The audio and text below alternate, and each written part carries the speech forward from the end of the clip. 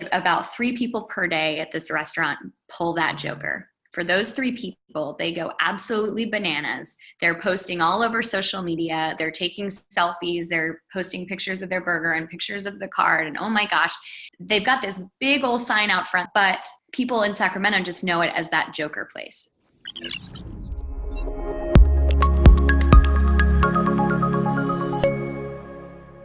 Hi, you guys. Welcome. So we're here today to talk about local marketing. On the agenda, we're going to cover directory listings and how to streamline those for your clients. We're going to talk about word of mouth marketing and how it sort of differs and has a lot of crossover and applies to local marketing in this space. Woo. We're going to talk about online reputation management. In the past, we've done an entire session on that, but we'll do a quick fire covering of that. We're going to talk about social media content and ads specific to brick and mortar's local marketing, and then how to track success, how to track ROI. For a lot of us, for our clients who are local, that's one of their biggest concerns. If they spend this money with you and on your retainer, how are they seeing their results? So we'll get started here with just some quick definitions on what exactly local marketing is. This is a definition pulled from BigCommerce. It's the process of optimizing your website and online advertising to help drive foot traffic and awareness in localized regions, with the goal of converting that local traffic into sales either online or in person. So local marketing is when we are specifically targeting the community around a physical or brick and mortar location. Think bars, restaurants, dry cleaners, retail, little boutiques, pretty much anyone who has a localized presence. You can have some mom and pops, you can also have some chains, but they are first and foremost local businesses in those areas. Marketing is directed to the local population rather than to the mass market. So keeping in mind your target demographic in your city when you're writing your content, when you're building your ads, making sure everything that you do in your messaging and in your analytics is very geo-targeted. It's also known as local store marketing, location-based marketing, community marketing, micro marketing, neighborhood marketing. And for the longest time, one of the main ways that people marketed on a local level was through direct mail. Some other examples are billboards, just guerrilla marketing, a lot of things that before social media really made it a lot more automated and accessible. It took a whole lot of time and money and budget and resources. So now with the advent of social media marketing and advertising, we're able to sort of replicate that direct mail feel right within social media. Some benefits of local marketing: you can edge out your local competition by making a business more discoverable and keeping it top of mind or top of search. Something to note here too is a lot of mom and pops are not utilizing digital, so there's a lot of opportunity in this space for you and for your prospective clients, walking around your neighborhood, walking around your city, seeing who's doing it and who's not. And the good news is there's not a ton of competition here. So sometimes when we do an audit of our clients, we'll look at, let's say, Google ads or Facebook ads, and we'll discover that not a lot of their competitors are doing it. So there's a lot of opportunity here to be top of mind or top of search without having to spend your entire marketing budget on it. Empowers a more targeted and personalized approach to a business's marketing. It encourages brand loyalty and affinity through a deeper personal connection with your customers, generating return business and referrals. This is, there's some sayings out there about how expensive it is to get a new customer versus a returning one. Returning customers is where it's at. If you can get those expensive new customers and turn them into advocates, it sort of works for yourself. And then local marketing, just in general, can reduce your digital marketing costs. And we'll talk a little bit about talk triggers and some things like that you can do as an operational decision that can drive those things down. So here is a quick little checklist of some best practices, especially once you get started. A lot of people, especially in our industry, a lot of people just want to pass everything over and have you sort of start, their social media marketing with their existing assets. But we have a little checklist that you want to make sure that you do before you start with any local client to make sure that the content and the ads that you're running for them from Facebook or Instagram or wherever you're doing that are poised for success. Main thing too, I talk a lot about mobile first. The word used to be mobile friendly or mobile optimized, but really the direction that things are moving, especially in local marketing, is mobile first. Think about it. You are, driving around your city or another city that you don't live in, and you're looking for the coolest, maybe, or the cheapest Chinese food restaurant within a mile radius of you. You're probably not doing that on your computer. You're probably doing that on your phone. You're looking at Yelp and TripAdvisor and, asking your friends, whatever you're doing. But if you're visiting their website, you're probably visiting it on your phone. So a lot of people get this wrong. They maybe had a website set up 5 years ago and it was built by a web developer and they looked at it on a desktop and sort of let it run. Ideally, you want to have an actual version of your website that is mobile, and that's that m.domain.com. If you don't have that, you just want to make sure that at least your client's website is optimized. Why? Because you're going to be driving traffic to their website when you do their ads, even when you do their content. You're going to be putting their website all over all of their social, and you want to make sure that it looks good and works on a phone. Some of our clients have dynamic landing pages. That's sort of a little bit more advanced that you can get into. For instance, one of our banking clients, they have multiple locations in multiple cities. So when you are based in Austin and you visit their website, you're going to see a scrolling banner with a bunch of, the 360 bridge here in Austin and the bats under the bridge and maybe some of their Austin-based locations. And then if you're in Colorado, you'll see different things in Colorado Springs. If you search in Arlington, you'll see whatever baseball team is based there. I forget. The Texas, I don't know. That's not my forte. But people in Arlington sure are into it. So we would show them those images to make them feel like no matter what they're doing, if they're looking at our website, they are a local cherished customer, and this is a local bank because they just have a couple branches. Doing keyword research can be really, really helpful. We recommend Google Keyword Planner, which is a really great tool. A lot of people don't do this until they go to run ads, but you can absolutely use Google Keyword Planner and Google Auto Suggest to come up with what people are looking for and how they're searching for you. What they're searching for in the Google search bar, what's popping up for them organically and in ads. Google Keyword Planner is an ads tool, but it's a first barrier, and you don't need to be running Google Ads to use Keyword Planner. You can type in the name of the restaurant or the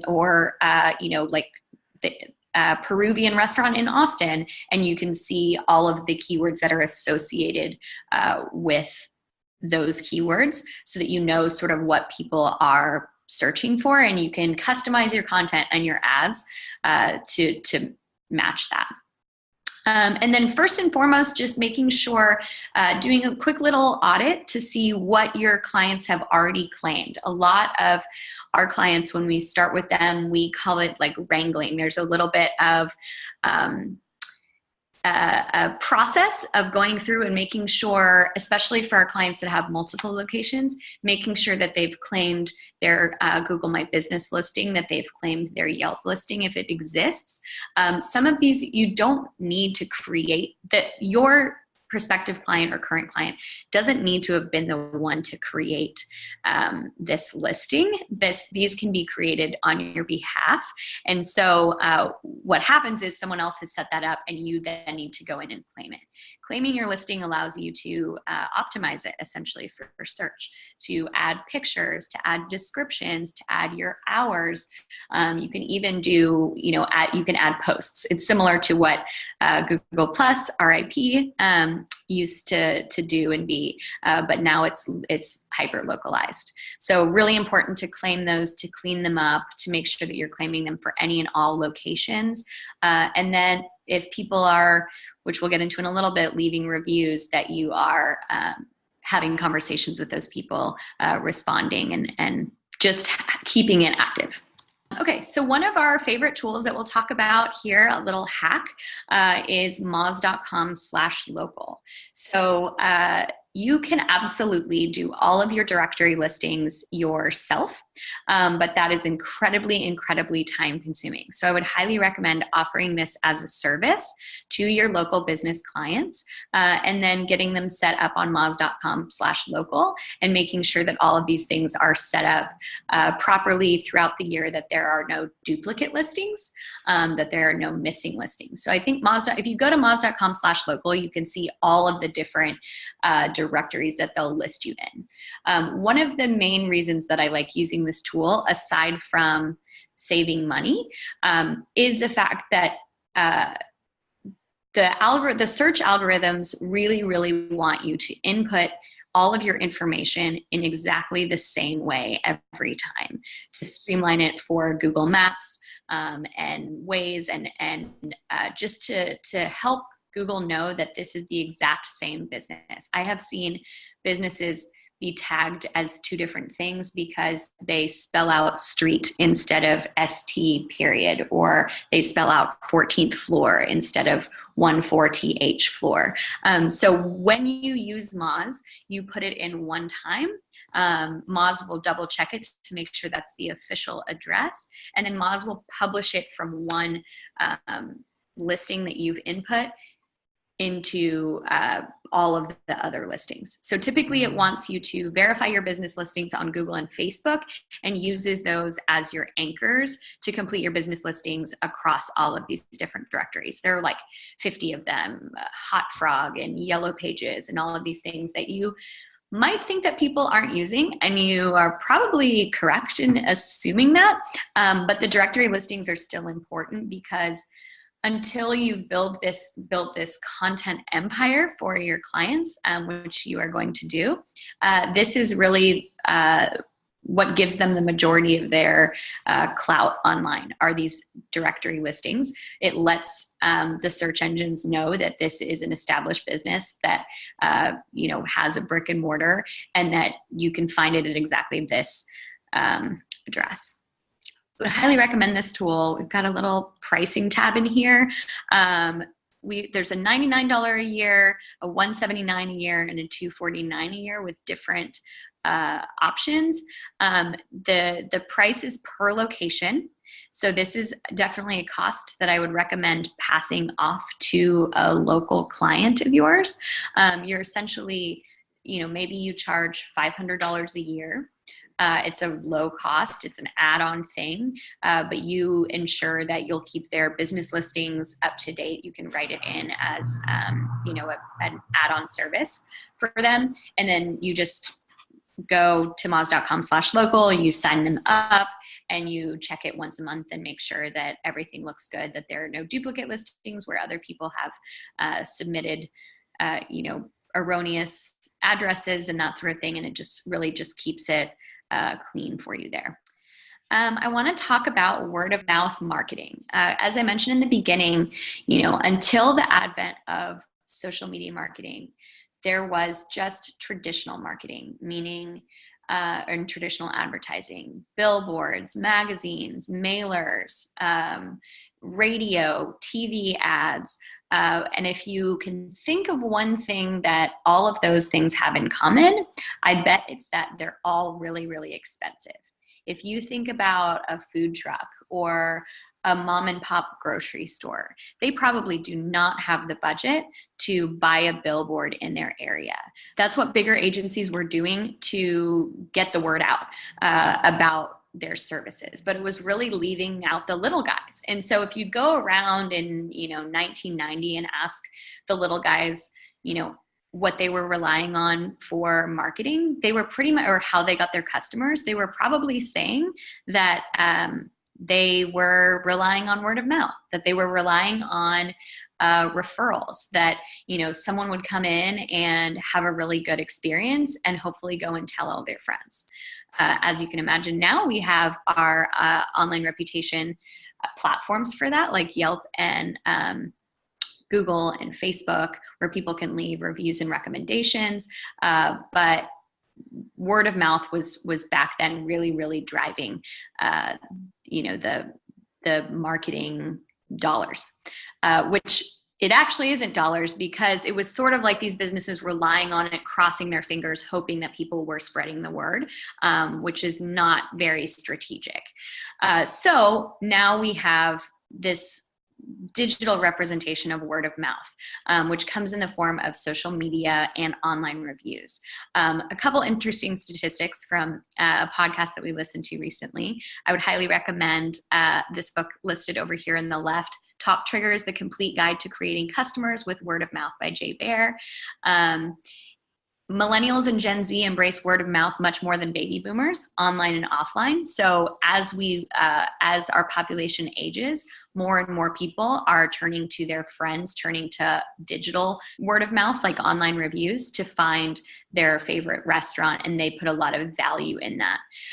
A Yodel study said that 75% of customers said they relied heavily on online reviews as a source for evaluating the quality of local businesses. So it's a lot more likely that someone who walks into your business is doing it not because of the sign that you had out front or the way that it looked, but because they had either talked to someone who told them they had to go there and get this particular sandwich, or they read a bunch of reviews on Yelp that said that, this place was amazing. And people really do trust digital and online reviews and digital word of mouth in very similar ways than they trust reviews from friends and family. It's almost the closest you can get without actually being friends and family. So something that we heard in our podcast yesterday, or it was Tyler Anderson's Casual Fridays. I don't know if you guys listened to that one. That was a quote that Jay Baer said, which is, competency doesn't create conversation. So like I mentioned on the last slide, relying on word of mouth and just crossing your fingers isn't a really strategic move. Just because you're mediocre at what you do doesn't mean that people are going to talk about it. No one's going to write a review that says, I had a very adequate experience at this restaurant, right? That's not like, nothing is compelling them to take time out of their day to leave a review with nothing in return. So he talks a lot about this cool thing called talk triggers, and he gives a couple examples, which I love. One of my favorites is he talks about a burger place in Sacramento. I think it's Sacramento, called Skip's Burgers. And for the past 30 years, they have been, you go in, you order your burgers and fries, and you eat with your friends, and before you pay, the waiter comes over and says, let's try something. And he takes out a deck of cards, he lays it out in front of you, and he has you pick a card. If you pick a joker, your entire meal, doesn't matter if it's just you by yourself, a crew of 6, your entire meal is free. So this has created so much buzz. And as you can imagine, they've been doing it for 30 years, which means that for the first 20 years they were doing it, it was just for word of mouth marketing. But for the last 10, they said about 3 people per day at this restaurant pull that joker. For those 3 people, they go absolutely bananas. They're posting all over social media. They're taking selfies. They're posting pictures of their burger and pictures of the card. And oh my gosh. And what he says is, they've got this big old sign out front that says Skip's Burgers, but people in Sacramento just know it as that Joker place. So what's interesting to note here is this isn't a marketing decision, it's an operations decision. It's something that they do with every customer. In order to be a talk trigger, it has to be something that you can do for everyone. It's not just a one-off experience. You had this great, you got 50% off your dessert because it was your birthday. It has to be something that creates the same experience for everyone. He gives a bunch of other examples, like a warm cookie at Doubletree, this different little gifts or contests or things that happen every single time to drive this excitement around what happens to you when you go to this local business and become part of their family. Online reputation management, let's talk about this a little bit, shifting a little bit of gears, because for a lot of our local clients, online reputation management is a primary service for them. As you can imagine, for our e-commerce clients, for any national brands, we're doing more of what's called social listening, where we have, different alerts and hashtags set up in a tool, and anytime someone references those, we can interact with them. But for brick and mortars, you're looking much more at online reviews in a much higher, we've got some national clients that, they'll get maybe 1 or 2 reviews on one of those platforms a year. But if you're a restaurant or a hair salon or a you're getting multiple reviews a day. And so this can be sort of time consuming for us as an agency to manage. But the good news is it's not difficult to manage. One of my favorite things about offering online reputation management as a service to your clients is it gives you really regular touch points with those clients. So we've developed a workflow that is our preference for how we work with our clients, but every client is sort of different.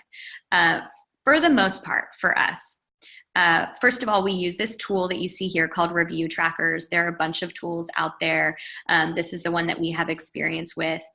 For our agency plan, it costs us about $35 a month per client, per location. So for our clients that have, 8 locations, that's $35 times 8. So it can be sort of an expensive tool, but again, depending on your retainer, this is something that you can build in that helps you and your team stay across all reviews on all platforms as a daily check-in. If you don't have the budget for this, you can absolutely do online reputation management for free on your end without a tool. It's just same thing as with moz.com/local. This is, spending a little bit of money to streamline something so that it takes less of your time. But you can absolutely do the same thing with just as a service that you provide without using this tool. If you do that, it all starts the same way. The first thing that you're doing with your clients is getting access to their business Yelp page, their business Google page, their Facebook, obviously, which you already have, TripAdvisor. There's some other ones that pop up. Zomato, we didn't even know about that, but because of Review Trackers, they sort of cling on to any and all listings that you have where people can leave reviews. And we had some random person leave something on a site called Zomato. Your biggest one right now is Google. Second to Google, I would say, is Yelp. TripAdvisor is very popular out of the US as well as in more rural areas. So cities are pretty Google and Yelp, but we do have some clients in some smaller Texas towns and where people are still using TripAdvisor quite a bit. So we've got all of these set up, and then Facebook you can load in as well. Facebook has recently made a switch where instead of leaving a star rating, you recommend or do not recommend. So that sort of messed up the API here for a little while, but it's back on track. It tracks them as 5 stars for recommend and 1 star as do not, so that you can go in there and manage accordingly. But what happens is we use this tool, or you use a variety of notifications that you have set up on your phone, in your mobile app, or email notifications to say that someone has left a review. You get a notification because you're the email address that should be getting those notifications with your clients. You get that notification, and if it's a 4 or 5-star review, you probably, with your client, maybe not in the beginning, but over time, have a pretty good idea about how to respond to that person. So statistics show that anyone who goes and leaves a review, all they want is to be heard. Whether they're leaving a 5-star review or a 1-star review, they're trying to be heard, and they really, really appreciate a response. So we advocate to respond to any and all reviews, not just the negative ones, not just the positive ones. For the positive ones, though, in an agency-client relationship, pretty quickly you're going to get a feel for your client's brand voice, and you can respond accordingly. You know, someone says, I had an amazing experience. You know, Danielle was my server. She did a great job, and I just want to let you guys know. And you say, thank you so much for letting us know. You know, we're so happy that you had a good experience. We'll make sure to let Danielle, you know, and her boss know that you had a great experience with her. We can't wait to see you again.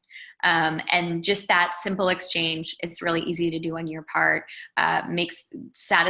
checks all the boxes. It makes that person feel heard. It didn't just go into a time warp of reviews that never get seen, but that you really, really appreciate them taking the time to out of their day to do that. 1 to 3 stars, the workflow is a little different for us. So let's say we have a client who has 8 locations. We get a 2-star review that says that they had a negative experience there. They list out, you know, who the experience was with and what happened. We'll typically copy and paste that, put it into an email. These are those client touch points that we have. And we'll say, you know, hey, this came through. How would you like us to respond? And then the agency, us, and the owner or the manager, whoever our contact is for this, will sort of craft a response that's delicate around exactly the experience that they had.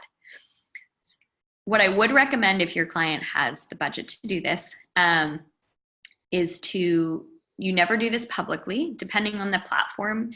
Yelp allows you to respond privately. Google doesn't. So when it happens on Yelp, we leave a public response, because our response is not for that person. It is for that person, but it's more for all the people who will come after that person, who are going to see this person had a negative experience, but you know what? Within 1 day, the business responded and said, I'm so sorry to hear that. You know, here's what we're going to do. What can be really helpful too about why agencies would want to hire someone like you to, or why companies would want to hire someone like you to do it, is it takes the emotion out of it, right? If I'm responding on behalf of my client, I can be generic and can be very diplomatic in my response to that person that was very, very angry, because this business is my client. It's not my baby. When you're the owner of a restaurant or a manager who's there 12 plus hours a day, you know, sweeping floors at night and shining windows in the morning, and someone says it was a dirty place, that incites something in you that, you know, might pepper your response. And you definitely don't want to respond to these heated people in an equally heated way. You want to appear the diplomatic one, the calm one who responded appropriately, and take it offline as soon as possible. So on Yelp, you can respond publicly and privately. I recommend responding publicly to all-star reviews, responding publicly and privately to 1 to 3 star reviews. In the private one, that's where you can directly offer something in return. We'd love to have you back for an entree on us. We'd love to have you back to fix your hair that you feel like we messed up. Something to try and fix the situation. On the down low, what you're trying to get them to do is update their review because you took a negative experience and turned it into a positive one. But that doesn't always happen, and that's okay. What's most important is that you're responding to the reviews, and that people who read that negative review are seeing that you are a calm, cool, collected manager or owner, or in our case, an agency on behalf. If it's on Google, you can't respond privately. So you have to, we typically set up and I know Kate and Jesse advocate for this too. We set up a Gmail address for all of our clients. So, and that routes to us as, sort of a firewall, and we give them that email address. We say in the public response, nothing about giving them something publicly, because you don't want people to jump on this bandwagon and think that they can, get things for free by leaving you negative reviews. That's not a good thing to start, but you tell them in their public response that you're so sorry that they had that experience. You'd love to talk to them about this further. Would they please email you some more details so that you can continue the conversation? Here's my email address. Boom. That's our workflow. It works really well. We do notice sometimes we don't, the client touch points are great, but sometimes they can get really sort of exhausted about hearing just the negative reviews. So we do like to pass along some of the really shining or lengthy positive ones too, so that we're not always just the bad news bears. What's really cool about Review Trackers too is it has an export function, so you can run monthly reports and send those along to your client and say, here's what you were doing great on, here's what we can still work on. You want number of reviews to go up, you want your average rating to go up, and you can kind of track it over time. So some really good functionalities with some of these tools, but again, this is definitely something that you can do on your own if you don't want to pay that monthly fee for every client. We also don't load every client in. We just load in our local businesses that are getting high amounts of reviews that are hard to manage. Let's talk quickly about content. So for social content, a lot of people struggle with, if you have a super visual brand like retail, it's really, really easy to come up with things to post about regularly. You just have to walk around your store and take pictures of all the cool stuff that you're selling. But if you're a more service-based local business, it can be a little bit mind-racking to come up with what types of things to post. So we've got some ideas about what to do, especially how to strategize. So that's the most important thing. You definitely want to take some time before you just start posting stuff to come up with a content strategy. You want to build a connection with your target audiences while they're on social. The first things that we do as an agency, and I'd recommend that you do these for your prospective client or current clients. We try not to do these before we sign contracts, but depending on your sales process, you might have to. One of the first things we do is we run a social audit. Chances are a lot of your prospective clients are already on social. They're already producing content. So we take a look at what they've already been doing to see if there has been a previous strategy there. We also do a competitive analysis. So we look at two types of competitors, and I've talked about this in other videos. We look at their local competitors, who's literally, if I'm not going to Betsy's shoe barn, where am I going instead to buy my shoes? Those are your direct competitors. They're actively taking market share away from you. Then you have your aspirational competitors. These don't have to be geo-targeted. This can be someone in Boston who's doing a really, really good job selling shoes, and you want to be more like them. So we have a couple different competitors that we take a look at. Social Insider, another tool that we use. You don't have to use this tool. You can definitely do your own competitive analysis. This just allows us to plug in the social profiles of the competitors that we've identified, and then take a look at what they're doing, what we feel like we could do similar or better. You want to develop a brand voice that's consistent with your local community. If I'm in Boston, I'm probably not going to say, hey, y'all, come on down to Betsy's Shoe Barn. That's not how, that's not how they speak. I'm not going to be talking about breakfast tacos and all sorts of things that we do down here that might confound them, and vice versa. So making sure that you keep your local community in mind, the things that they like, the things that they talk about, the way that they speak, and speak accordingly. Some ideas for some things that you can do. Facebook Live is great. Think about a bar or restaurant. We have photo shoots, typically maybe 2 a year, ideally 1 per quarter, where we go down with a food photographer and take pictures of all the food. That's great, but it can get a little stale. It's just image over image over image. So one of the cool things that you can do if your clients are up for it, go behind the scenes, go live and show people, how to make the perfect charred burger with cheese. People really like seeing that. Another cool thing about Facebook Live, depending on settings is it can notify people. Instagram Live can notify people. So it gets people, it pings people to get them to pay attention to you on social, and, you know, hook them in with something that looks really like juicy or cool. Or user generated content is another great way to leverage what's going on. So we, in all of our content for our, let's say, restaurants, we'll use a hashtag to try and get people to get on the bandwagon and use that hashtag as well. Then we monitor that hashtag and look for UGC, or user generated content. There's a tool called TAC. We looked up the pricing this morning. It's very, very expensive. TAC, again, is something that does something for you that you can do for free. It's just a time saver, but it is like $99 a month for 10 profiles. Is that right? So pretty expensive. A lot of you with local clients probably wouldn't be using something like that. We're not even using something like that. But what it does is it makes sure that you are using UGC in the legal, appropriate ways. So making sure that if you're using user generated, that's someone going in, getting a burger, it's the best burger they ever had, they take a picture of it, they post it on their Instagram, they use your hashtag, making sure that you have permissions to do that. One of the easiest ways to make sure you have permission to do that is being logged in as your client, sending them a DM and saying, oh my gosh, we love that picture that you took here. Can we use it on our profile? 9 times out of 10, they'll see it and they'll say, sure, it was the best. And you have this quick little conversation with them as the brand. And then you now have permission to use their content. You just do have to get their permission. The laws are not doing a very good job of keeping up with user generated content. So you want to stay safe and make sure that you're always asking for stuff like that.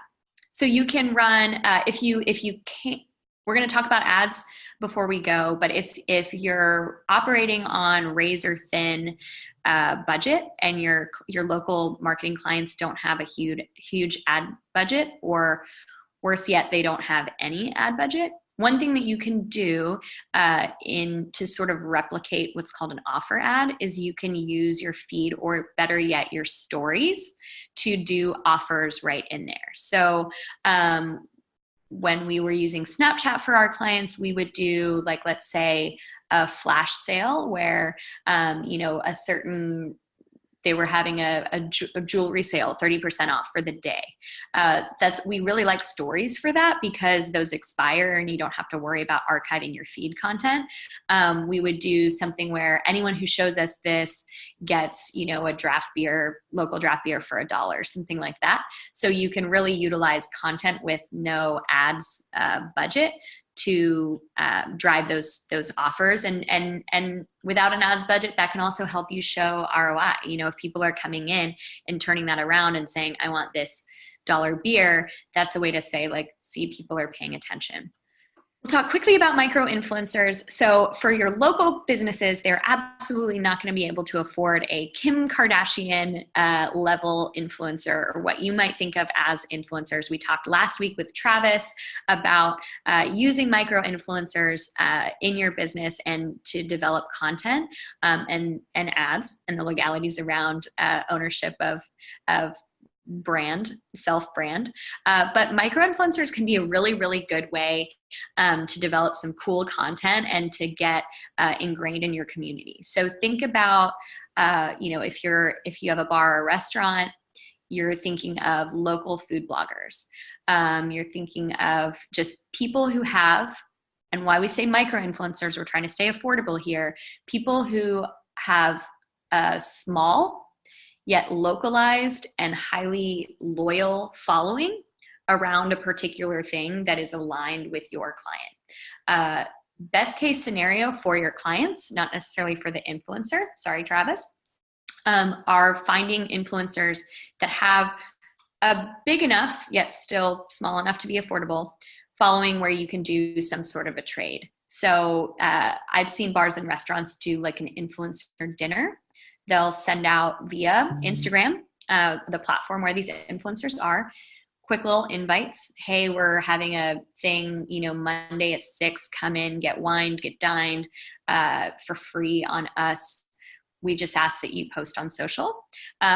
You can do that. The one thing around that is you can't you don't want to get to a point where if you're doing a trade, you can't really guide them in asking like, you must post this and that way, as if when you're paying them, you can ask for those things. But when you're not paying them, you have to sort of rely on, how good your food is and how awesome of an experience you can curate for them, and hope that they are going to respond in kind and appreciatively and post positively, if at all.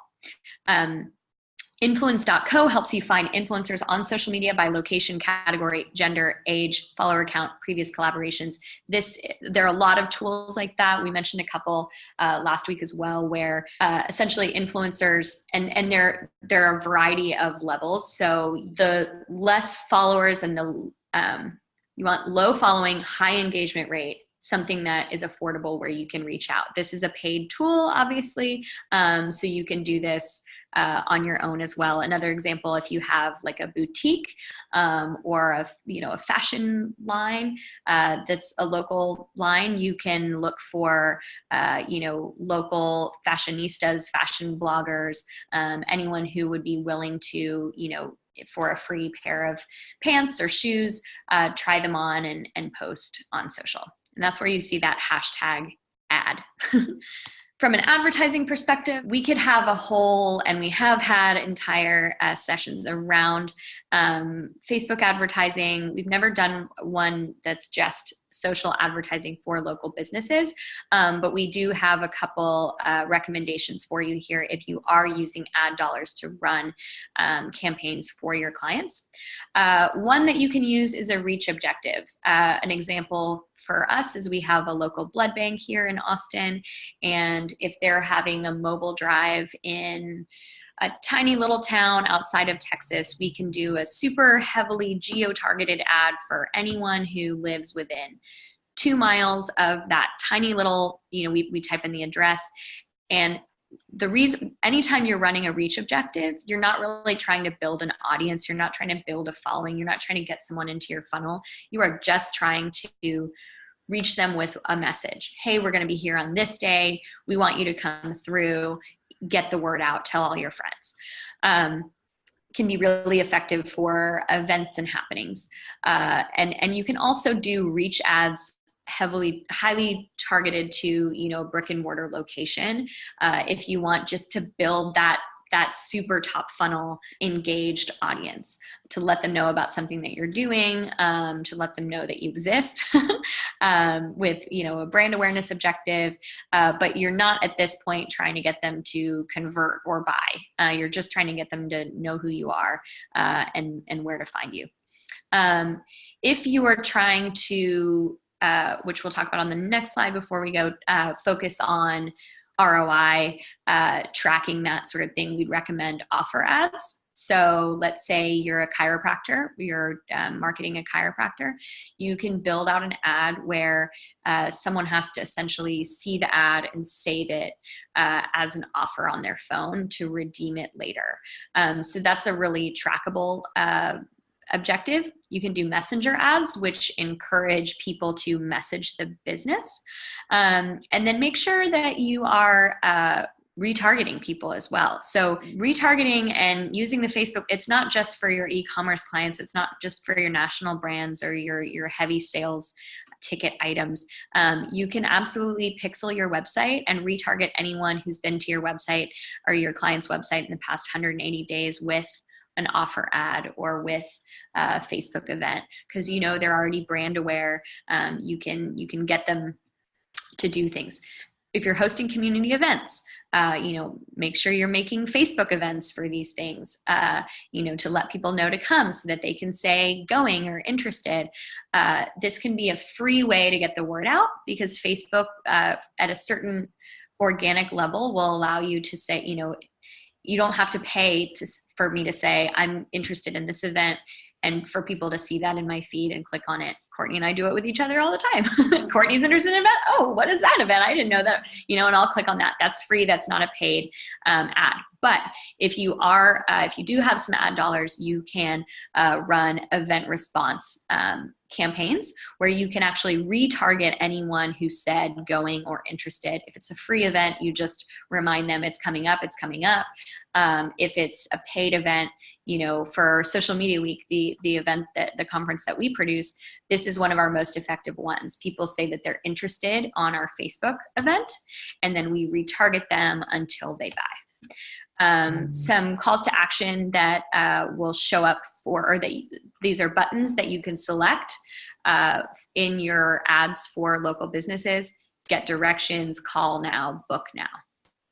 Again, one of the biggest things with your ads, with your content, and a big question that you'll get pretty regularly is, how do I know that this is working? If I'm spending, this much money on your retainer and this much money on ads, how am I showing ROI? So there are a couple of different things that you can do here with your offer ads. Online conversions is a sort of fluffy way that Facebook measures conversions without tracking them directly based on the location of your phone being within a certain distance of the store. Store visits have gone away recently as an objective, so stay tuned on the development there. But there are luckily a lot of other ways that you can track conversions as well with offer ads, which we mentioned on the last slide. IVR and CallRail. CallRail is a tool. IVR, what that is you have one phone number.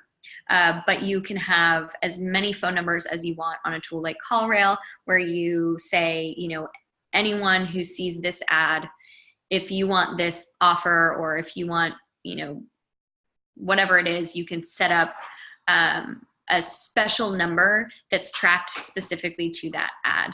So for instance, a Montessori school client that we have, or our blood bank client, a lot of people see an ad and they want to call, but they're not going to do it within Facebook. They're going to pick up the phone. So this is a good way for us to track that, whether or not they click through and make an appointment online to, for a tour or to give blood. But if they call, we can track them back to that ad as well. You can run promo codes and specials. You can do this either in ads or just with content, and coupons as well. We talked a little bit about the struggles behind that. This is one of the most difficult types of clients to show direct ROI.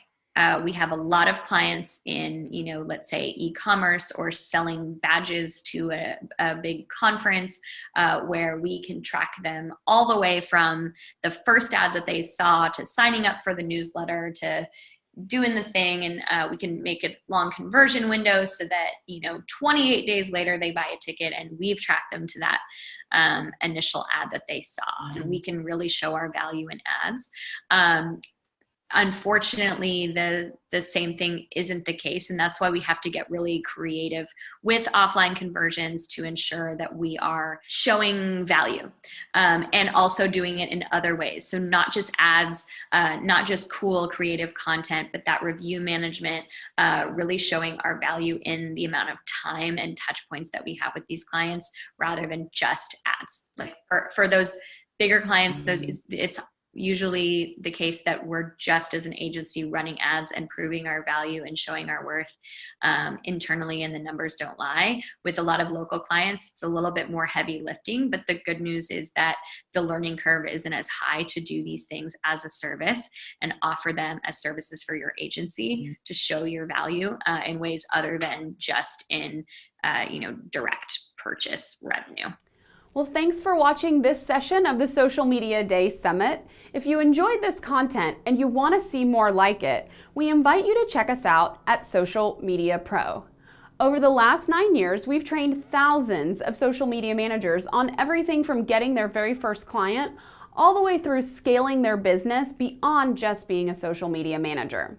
And in our community, Social Media Pro Connect, we host live weekly trainings with our faculty and other special guest experts, just like the one you just watched. So to learn more and to get a special discount as a member of the Social Media Day Summit, Just visit the link that you see here on the screen, and I look forward to seeing you there.